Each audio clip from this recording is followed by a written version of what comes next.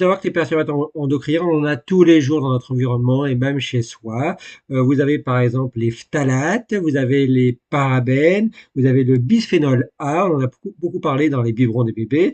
Vous avez les composés polybromés, vous avez les organochlorés. Les organochlorés, ce sont les phytosanitaires qu'on retrouve en agriculture, par exemple. Vous avez les furanes, vous avez certains hydrocarbures et vous avez les fameux polluants éternels qui sont des composés perfluorés et les fameux PFAS ou PFAS. Ces composés, on les retrouve en cosmétique, on le retrouve dans des médicaments, on le retrouve dans le téflon, et oui, dans les poêles par exemple, on le retrouve également dans des détergents.